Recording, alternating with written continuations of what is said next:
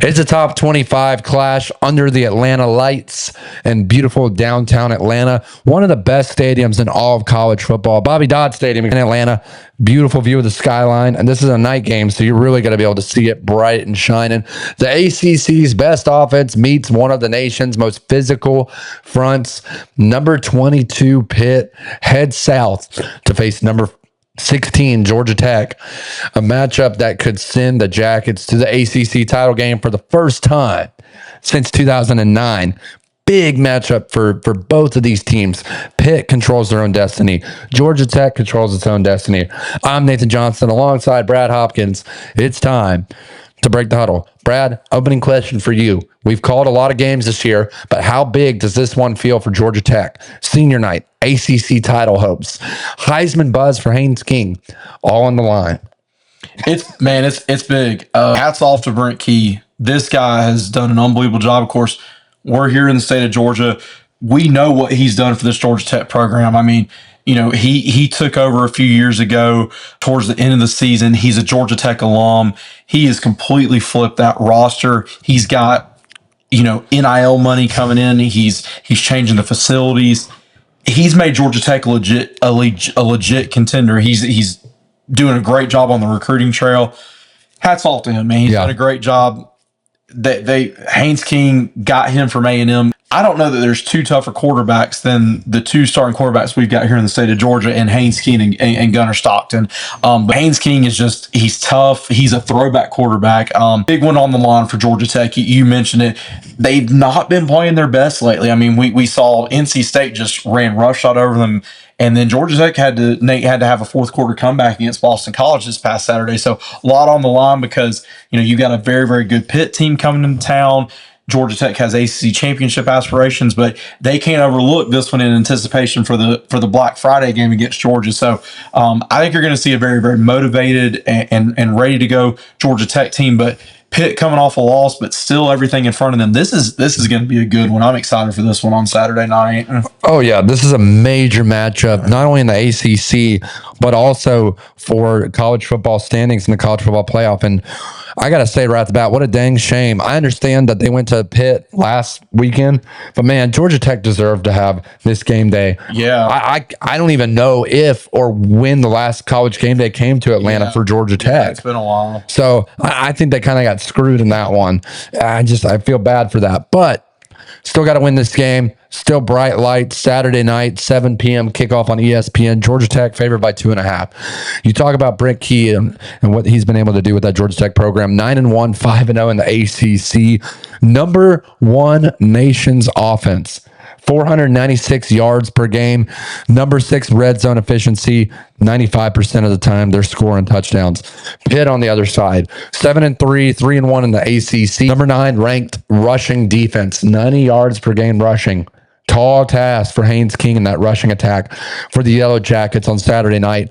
But they rank 128th red zone defense. They allow scores 92% of the time. So if Georgia Tech can get in the red zone, going to have a pretty good chance at scoring in this one. ACC title stakes plus college football dark horse narrative.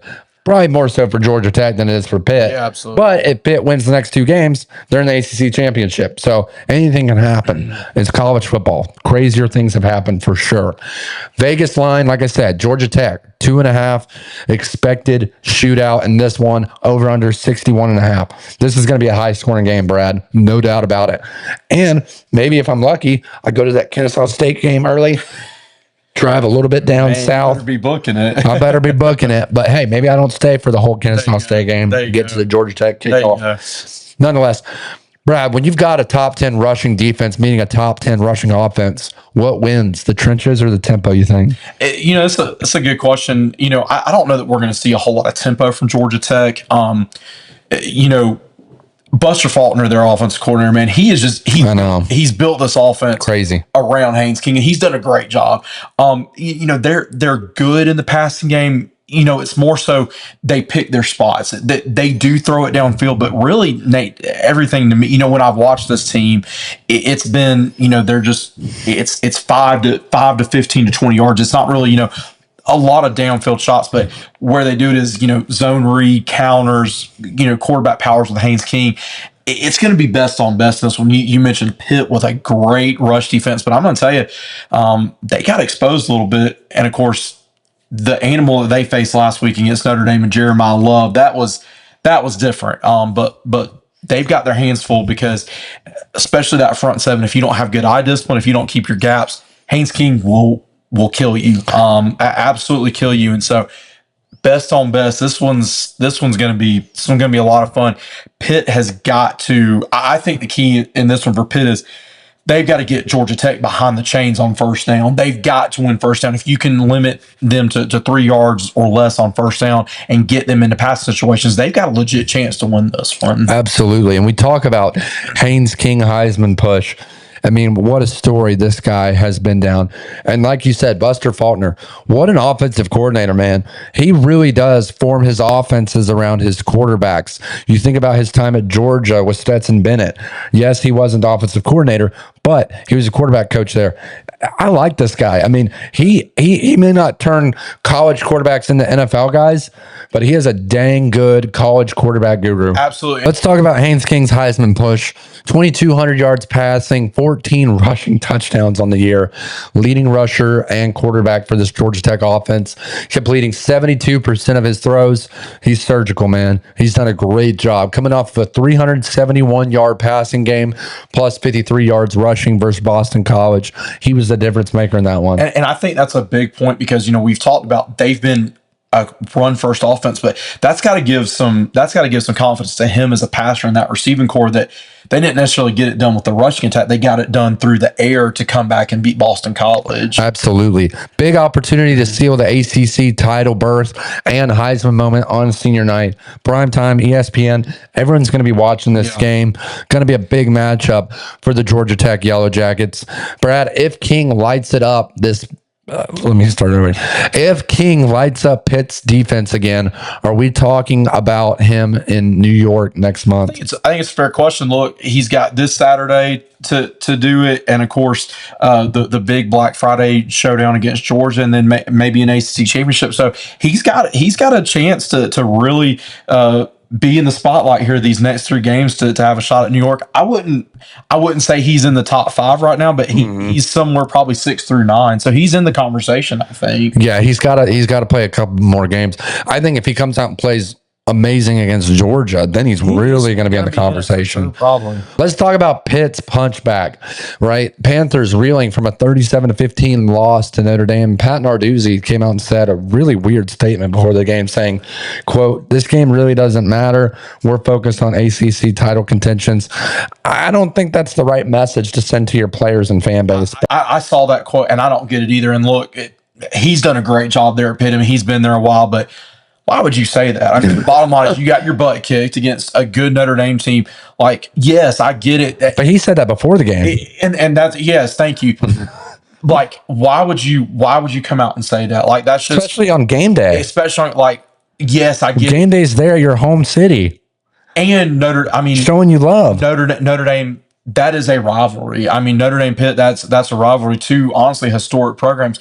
Why would you say that? It's just it's a dumb comment in my opinion. Nothing against him and this Pitt team, but I don't get that. I have something against him. I mean, you make a statement like that. I mean, I don't get it. That man. To me shows, as the head of your program, that you really don't care about every Saturday. And that's a culture shift. That's a culture. And coming into this Georgia Tech game, trust me, there's a guy on the other side of the sidelines, Haynes King. He'll make you pay. Well, I mean, and Brent Key, I guarantee you, Brent Key cares about the Pitt game the same way he does going up against an FCS opponent. So I don't get that from Pat Narduzzi at all. Either way, quarterback Mason Heinschel, I think I pronounced that right. 12 touchdowns, 6 interceptions, must regain form. Yeah. You talk about Holstein getting benched. This guy's come in and played efficient football, but can he be the edge factor? Can he be the X factor in this game against Georgia Tech is the question. I know we were talking about this off camera. Really surprised me when Holstein got benched. This was a guy that was super highly rated coming out of high school, started Alabama, transferred to Pitt, had a good year last year, but here comes Mason in as a true freshman. he's done really good, but those 6 interceptions are concerning. He's got to play clean against a.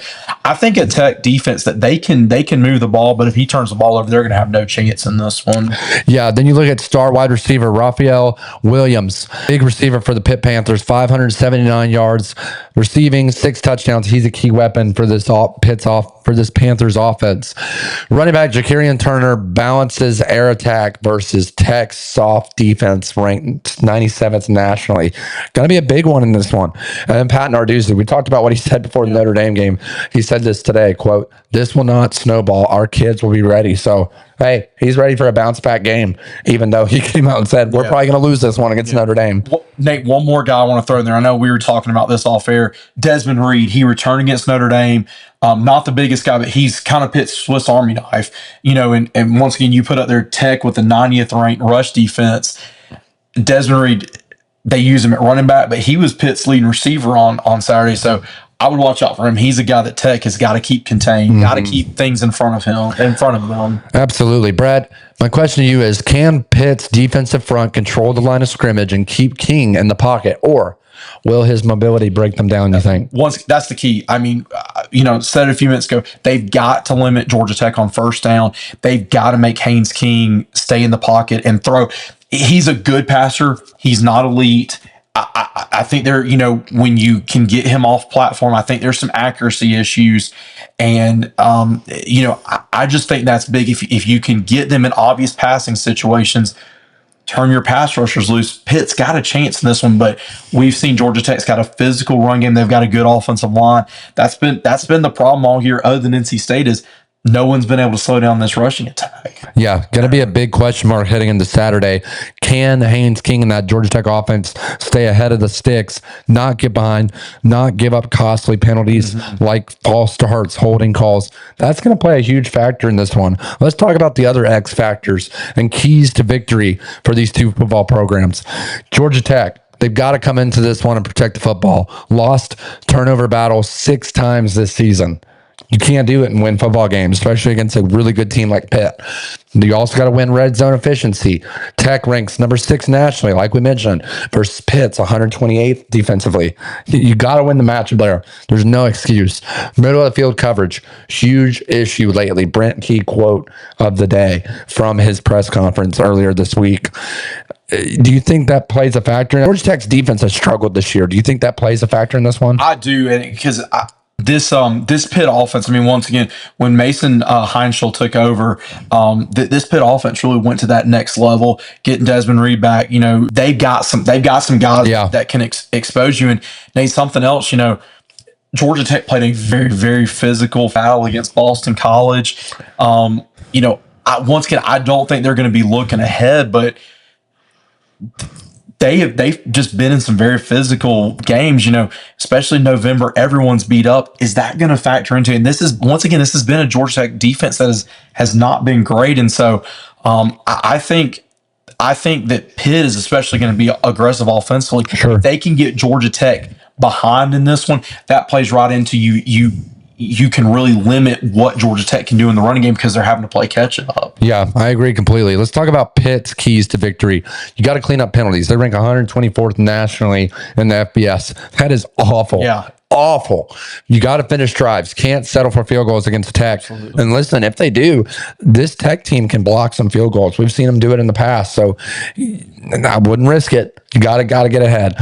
Force King to throw from the hashes. Keep containment. Listen, this is a guy, like you said, has a good arm, doesn't have the strongest arm.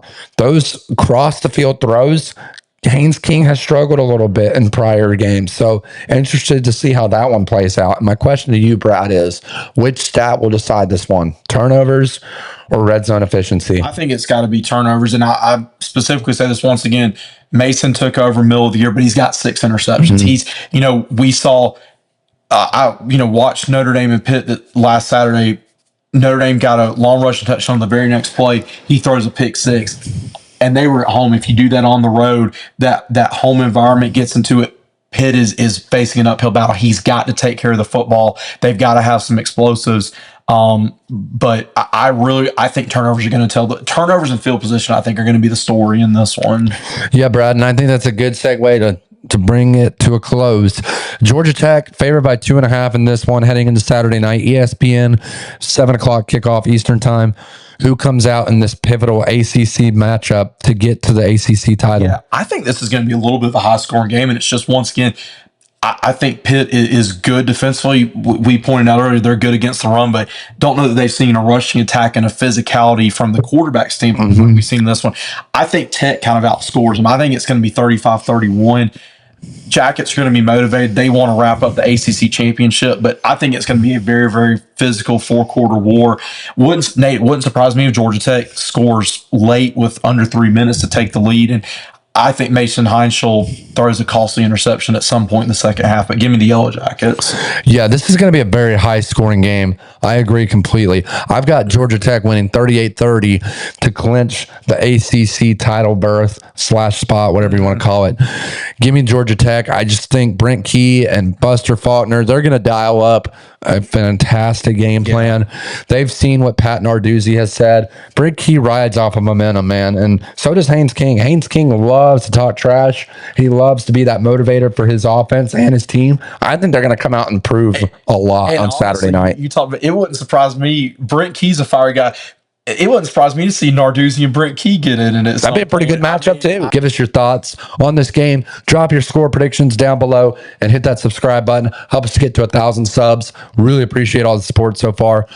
Be sure to tune in Friday night for our Break the Huddle After Dark episode. We'll be giving live in-game commentary and analysis for the Hawaii versus UNLV game, 10:30 p.m. Eastern time kickoff.